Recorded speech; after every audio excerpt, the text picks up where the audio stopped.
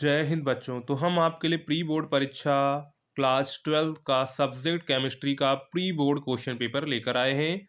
ये question paper आपके pre board exam 2025 के लिए वेरी वेरी इंपॉर्टेंट है। इसमें जितने भी क्वेश्चन हैं वो आपके लेटेस्ट पैटर्न पर आधारित है, यानी कि आपकी जो सिलेबस में है उसी पैटर्न पर जो ये पेपर डिजाइन किया गया है। तो आप लोग इस पेपर को पूरा वीडियो एंड तक देखिएगा, जिससे आपको प्री बोर्ड एग्जाम का पैटर्न अच्छे से समझ में आ जाएगा। तो चलिए आज का वीडियो शुरू करते हैं। उससे पहले अगर आप चैनल पर पहली बार आए हैं तो चैनल को सब्सक्राइब और साथ में वीडियो को लाइक करना ना भूलिएगा, जिससे इंपॉर्टेंट अपडेट है आपको टाइम टू टाइम मिलती रहे।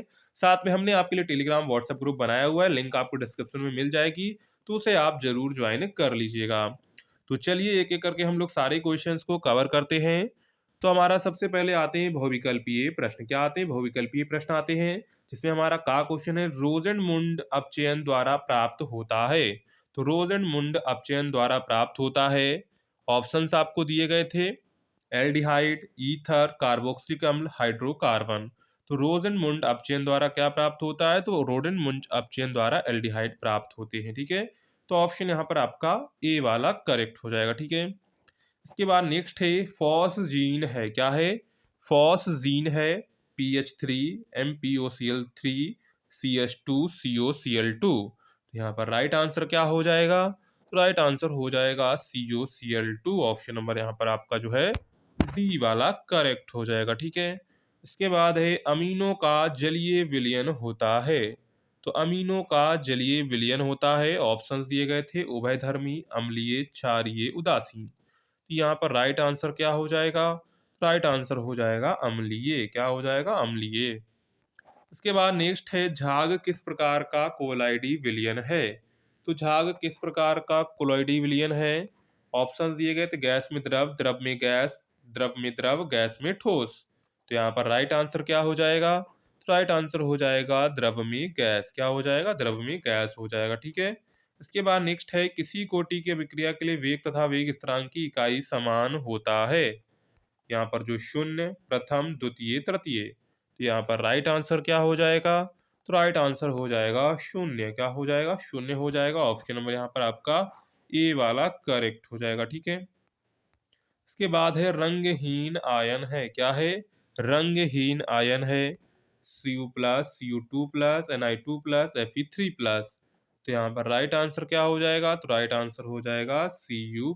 क्या हो जाएगा? Cu+ हो जाएगा। ठीक है, तो ये हमारे जो है ऑब्जेक्टिव क्वेश्चंस आते हैं। टोटल आपके तीन तीन छह ऑब्जेक्टिव क्वेश्चंस आते हैं। ठीक है, इसके बाद आते हैं क्वेश्चन नंबर 2 पर। तो क्वेश्चन नंबर 2 में हमको अति लघु उत्तरी दो दो नंबर के देखने को मिलते हैं।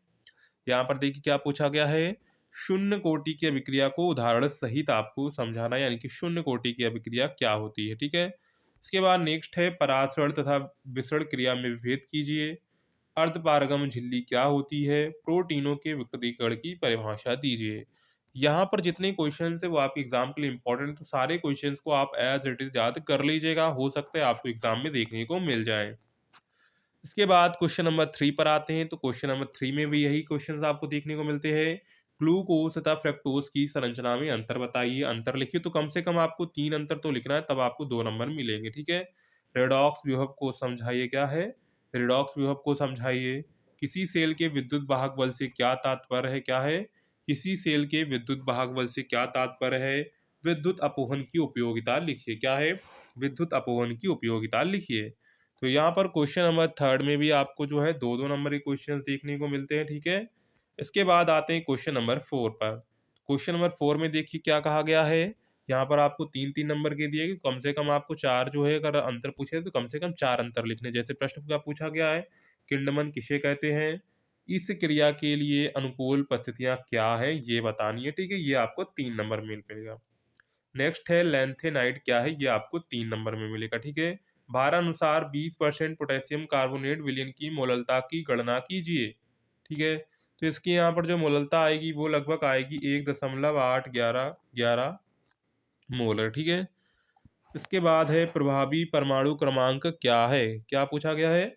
प्रभावी परमाणु क्रमांक क्या है वो बताइए। ठीक है, तो यहाँ पर ये आपके जो है चार क्वेश्चंस हो जाते हैं, तीन तीन नंबर की। ये भी क्वेश्चन वेरी इंपॉर्टेंट है। ठीक है, इसके बाद आते हैं क्वेश्चन नंबर 5 पर। तो क्वेश्चन नंबर 5 में जो है आपको चार चार नंबर के क्वेश्चंस देखने को मिलते हैं। तो यहाँ पर देखिए, नियॉन के प्रमुख उपयोग लिखे, तो कम से कम इसके 4 उपयोग आपको लिखने हैं, तभी आपको 4 नंबर मिलेंगे।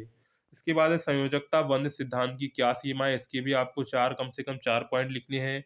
ऑडी-सुलज़े नियम पर संक्षिप्त टिप्पणी लिखिए, कोल-राउस नियम के बारे में लिखिए। तो यहाँ पर जो है आपको पूरा डिटेल से बताना है, क्योंकि अगर आप डिटेल से बताएँगे तभी आपका जो है 4 नंबर आपको मिलेगा, ठीक है? नहीं तो आपको कम नंबर मिलेंगे, ठीक है? इसके बाद इसी में क्वेश्चन नंबर 6 आ जाता है। 6 का धात्विक स्वर्ण क्रिस्टल आकृति में घन चालक केंद्र है सोने के 20 ग्राम में इकाई सेलों की अनुमानित संख्या क्या है? सोने का परमाणु भार जो है 79 है। ठीक है, शायद ये सिलेबस में नहीं है, इसको हटा दीजिए, ठीक है। अथवा मूल अंश मोललता और मोलरता को परिभाषित कीजिए, इंपॉर्टेंट क्वेश्चन है, ठीक है, इसको आप अच्छे से तैयार कर लीजिएगा। इसके बाद है इसी में खा क्वेश्चन। खा क्वेश्चन क्या कह रहा है? अभिक्रिया की कोटि से आप क्या समझते हैं? क्या है? अभिक्रिया की कोटि से आप क्या समझते हैं? अथवा क्लोरीन बनाने की 2 विधियां तथा 3 रासायनिक गुणों का रासायनिक समीकरण दीजिए। तो क्लोरीन बनाने की डीकन विधि जो है वेरी इंपॉर्टेंट है, डीकन विधि को आप अच्छे से तैयार कर लीजिएगा। क्लोरीन जो निर्माण की डीकन विधि है वेरी इंपॉर्टेंट, उसको आप अच्छे से तैयार कर लीजिएगा, वो आपको जो है 5 नंबर में देखने को मिल सकती है, ठीक है। इसके बाद है क्वेश्चन नंबर 7। तो क्वेश्चन नंबर 7 में टिंडल घटना पर संक्षिप्त टिप्पणी लिखिए। तो टिंडल के बारे में आप जो कुछ भी जानते हैं, एक 1.5 पेज में आपको लिखना है, तब आपको 5 नंबर मिलेंगे। अथवा लैंथेनाइट के इलेक्ट्रॉनिक विन्यास लिखिए। क्या है? लैंथेनाइट के इलेक्ट्रॉनिक विन्यास लिखिए, अथवा में आपको दिया गया, ठीक है, ये भी आपको 5 नंबर में दिए गए, ठीक है। इसके बाद इसी में आपका खा क्वेश्चन है, सैंडमायर अभिक्रिया पर टिप्पणी लिखिए अथवा एस्टोन बनाने की प्रयोगशाला विधि का सचित्र वर्णन कीजिए, ठीक है। अब यहाँ पर जो है आपको कभी-कभी आपके प्री बोर्ड एग्जाम में जो है कभी 5 रिएक्शंस पूछ देगा, तो रिएक्शंस आनी चाहिए। और जो है नेमिंग रिएक्शंस होती है, जैसे रोडेन-मुंज अपचयन, गाटरमान अभिक्रिया, वोटर्स अभिक्रिया, वोटस्फीटिक अभिक्रिया, ये जो नेमिंग रिएक्शंस है इनको आप अच्छे से याद कर लीजिएगा, ठीक है। वो भी एग्जाम में आती है, ठीक है। यहाँ पर नहीं पेपर में पूछी गई, तो इसका मतलब ये नहीं कि आपके प्री बोर्ड एग्जाम में नहीं आएंगी, ठीक है। तो प्री बोर्ड एग्जाम के लिए आप लोग जो है सारी नेमिंग रिएक्शंस को अच्छे से याद कर लीजिएगा।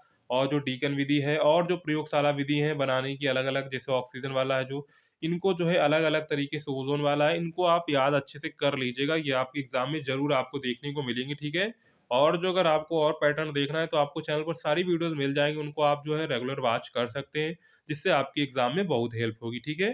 तो ये आपका पूरा क्लास 12th केमिस्ट्री का क्वेश्चन पेपर था, जो हमने आपको दिखा दिया, ठीक है? इसमें जो आपके ये 2-2 नंबर के क्वेश्चन हैं, ये सारे इंपॉर्टेंट क्वेश्चन हैं, जहाँ तक मुझको पता है, मैंने पढ़ा हुआ है पूरा सिलेबस वगैरह। तो यहाँ पर जितने क्वेश्चन हैं, वो सारे इंपॉर्टेंट क्वेश्चन हैं, इनको आप एक-एक क्वेश्चन को अच्छे से याद कर लीजिएगा। हो सकता है आपको प्री बोर्ड एग्ज़ाम में आपको देखने को मिल जाए, ठीक है? तो इस तरह का जो आपका प्री बोर्ड का क्वेश्चन पेपर आ सकता है, ठीक है। तो इस तरह जो आप लोग अपनी तैयारी करिएगा, जिससे आपके प्री बोर्ड में अच्छे मार्क्स आके, अगर आपके प्री बोर्ड में अच्छे मार्क्स आएंगे तो आपके बोर्ड एग्जाम में डेफिनेटली अच्छे मार्क्स आएंगे। अगर आपको मान लीजिए प्री बोर्ड में आपके जो 100 में 70 आते, तो बोर्ड एग्जाम में तो आपके 80 आ जाएंगे। अगर आपके 80 आ रहे हैं तो 90 आ जाएंगे। 10 नंबर का डिफरेंस रहता है, ठीक है। तो इस तरह जो आप लोग जो है अपना बोर्ड एग्जाम की तैयारी शुरू कर दीजिए। साथ में चैनल पर जल्द ही क्लासेस आएंगी आप लोगों की। तो चलिए मिलते हैं नेक्स्ट क्लास में, तब तक के लिए जय हिंद बच्चों।